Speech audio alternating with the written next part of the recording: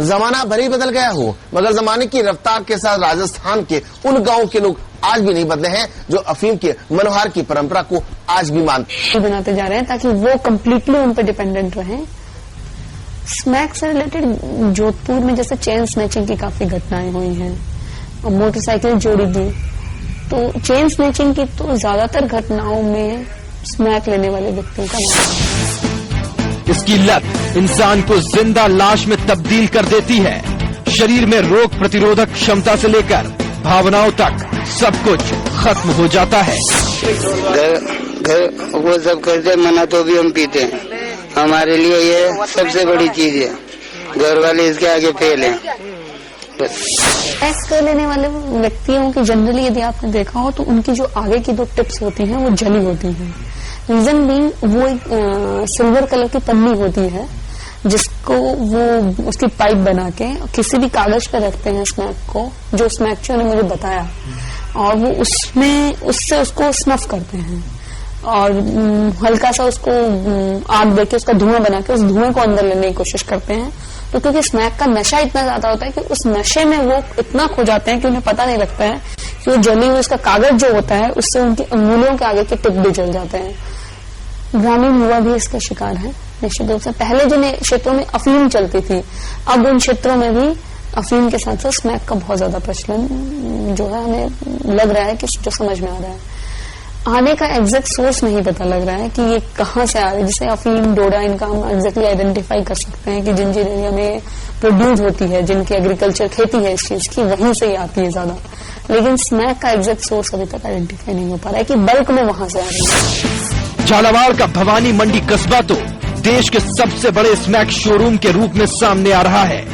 यहाँ से अफीम मुंबई और चेन्नई सप्लाई होती है, जो बाद में अमेरिका और अफ्रीका तक पहुंचाई जाती है। और इस काम में सफेद पोशों से लेकर वर्दीधारी सब बराबर के हिस्सेदार होते हैं।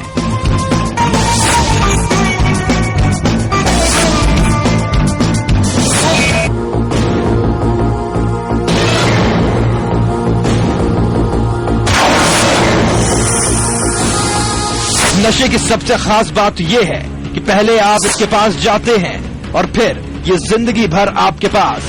अब तक जो कुछ भी आपने देखा वो उस दौर की बातें हैं जब आप उससे दोस्ती करते हैं।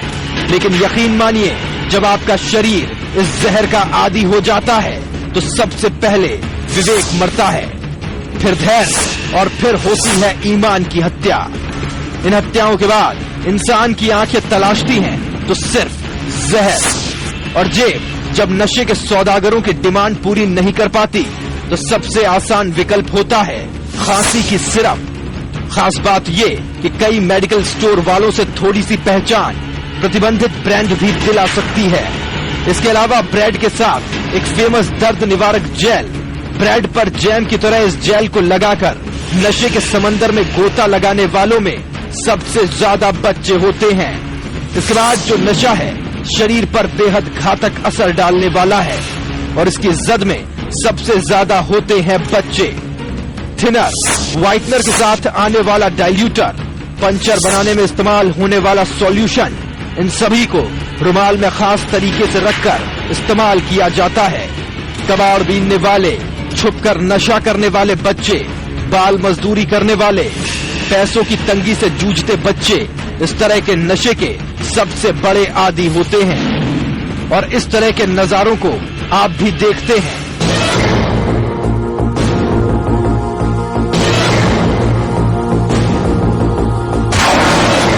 सिर्फ ये नहीं समझ पाते कि ये मासूम धीमी मौत के शिकंजे में फंस रहे हैं। और भी तरीके हैं जिनके बारे में सोचकर ही आप सिहर जाएंगे।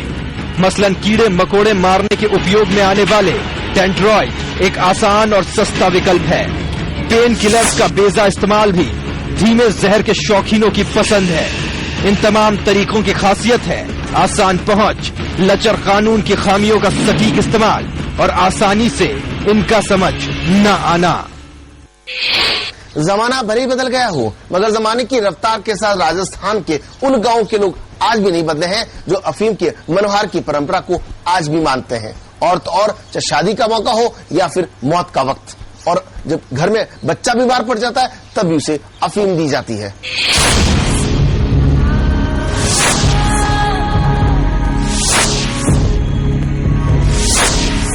नया रिश्ता तय हो, जन्म हो या फिर देहांत, वजह चाहे जो भी हो पर जरूर होती है अफीम की मनुहार। चुनावी सरगर्मियां हो या राजनीतिक मान मनौवल, राजस्थान का एक इलाका ऐसा भी है जहां अफीम की मनुहार के बिना हर रस्म अधूरी है।